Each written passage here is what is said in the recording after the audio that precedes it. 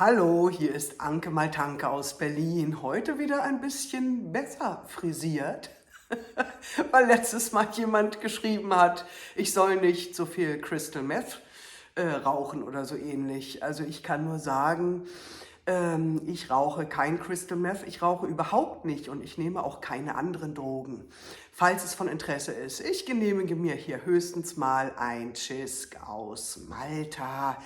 Das ist alles. Oder lag es vielleicht gar nicht an der Frisur, sondern daran, dass ich so viel lache, habe ich auch überlegt. Ja, Leute, ich lache, weil ich mich freue.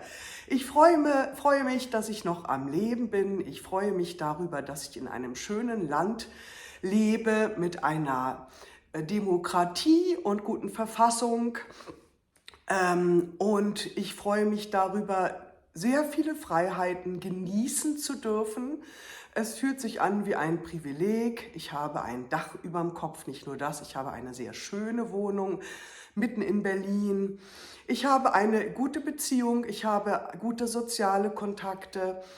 Die Gesundheit ist auch in Ordnung, so dass die 4 sogenannten Säulen alle in Ordnung sind. Da kann man schon mal lachen.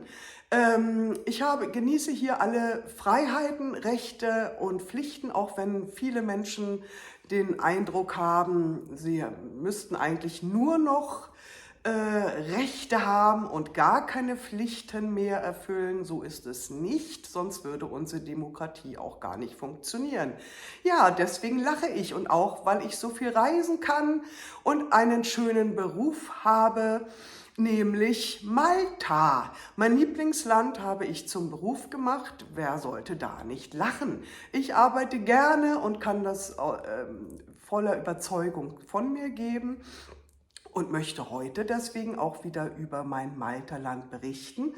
Und zwar über den Ort Bubara. Bubara. Bubara liegt im Süden Maltas und gehört so halbwegs zu Surrey. Surrey ist der Ort, der zu der Weed Isure gehört, zu Blue Grotto. Und dieser Nebenort, so sage ich es mal, es ist ein Weiler, Bubara ist ein Pfarrort mit einer eigenen Verwaltung, liegt aber wirklich wie ein Bezirk bei Surrey. Bubara ist nicht so, es gibt nicht so viel zu erzählen. Bubara ist ein sehr kleiner Ort mit, weiß ich nicht, 2000 Einwohnern, mit einer hübschen Umgebung, einer, wie sollte es anders sein, kleinen Kapelle. Und Bahra, ich überlege mal, woher das kommt. Bahra heißt Kuh. Aber Bu gibt es irgendwie nicht, kenne ich nicht. Und mehr kann ich zu dem Ort auch nicht erzählen, außer dass dieser Ort eine Besonderheit hat, und zwar den Bubara Tower.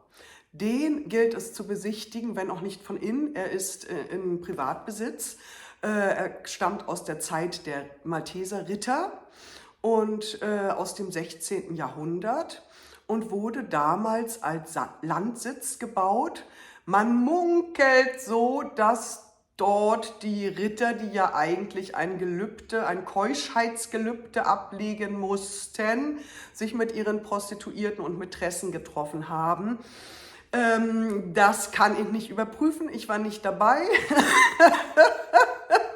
Und jedenfalls soll es sogar einen Pfarrer aus Surrey gegeben haben, der diese Treffen organisiert hat. Das erinnert mich nun gleich an mein Büchlein, das ich geschrieben habe, Malteros, alles Erotik.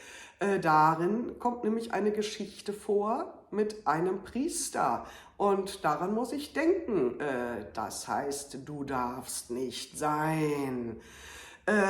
Und Bubara, last not least, ist schön zum Spazierengehen. Man kann in der Umgebung schöne Landschaften bewandern und entdecken, mit Blick hinüber zum Inselchen Filfla. Also viel Spaß rennt nur nicht in die Falschrichtung, dann landet ihr beim alten Flughafen Halfa.